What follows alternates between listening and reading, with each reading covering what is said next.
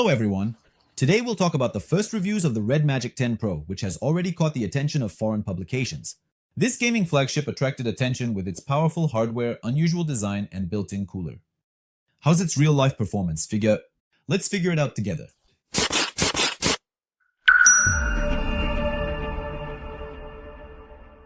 The device retains the aesthetics typical of the series. An angular body without a protruding camera block and a mini fan with RGB lighting. Due to the air outlet, there is no water protection here.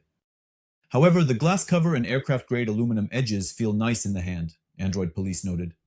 There's a dusk version with a semi-transparent back panel, as well as black and white body modifications. Since the device is aimed at gaming, the button layout is designed to be convenient for landscape orientation. There are customizable touch triggers and a physical switch for game space mode. At the top, there's a 3.5mm headphone jack and an infrared port. The fingerprint scanner here is optical. The phone itself isn't small. It weighs 229 grams with a thickness of 9mm. It's also equipped with a 6.85-inch display. This is an AMOLED display with a resolution of 2688 by 1216 pixels and has 431 ppi. It supports 144 Hz with a 10-bit color depth. There are improvements in terms of brightness. In manual mode, journalists recorded 711 nits with automatic adjustment of 1596 nits. These are not record-breaking figures, but they are decent when compared to competitors. It will be more than enough for sunny weather. Dynamic LTPO refresh rate is unfortunately not supported here, but the default auto presets can switch between 60 Hz when idle or watching videos, and 120 or 144 Hz in other scenarios. In other scenarios, the battery capacity is 7050 mAh. It supports 100W charging. However, the package includes an 80W adapter.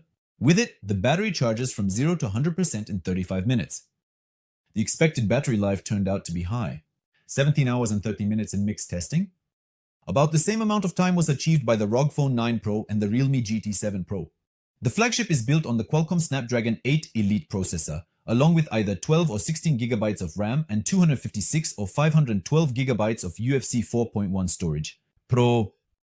The new storage standard is theoretically supposed to provide an impressive reading speed of 8 GB per second. But according to the measurements, it reaches 4 GB per second, which matches the previous specifications of UFC 4.0. The CPU performance in benchmarks is excellent, but the graphics lag slightly behind similar models with the same chip. They'll probably fix everything with updates. In Antutu, the device scores 2,687,260 points. The performance in long loads is somewhat disappointing.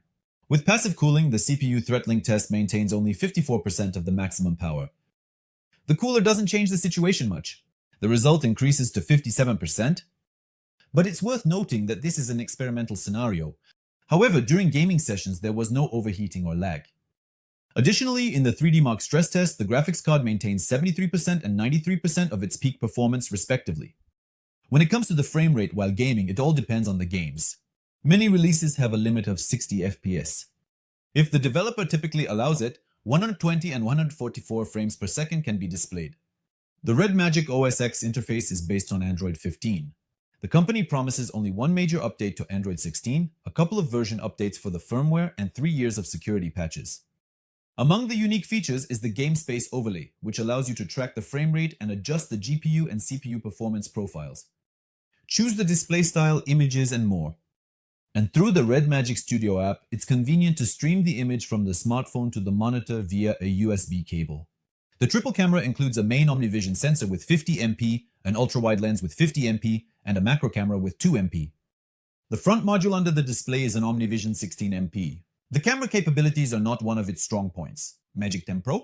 In good lighting, the sharpness is sufficient, but in more complex scenes, there will be mediocre balancing of shadows and highlights, which indicates a lack of dynamic range. Additionally, small details such as foliage may be blurred. You shouldn't expect impressive wide-angle shots either. Overall, the Red Magic 10 Pro is a smartphone for those who value performance and unique style. It offers an interesting set of features for gamers, a bright display, and impressive battery life. But if you're expecting flagship-level camera quality, you'll need to lower your expectations a bit. So, do you think this smartphone lives up to its status as a gaming flagship?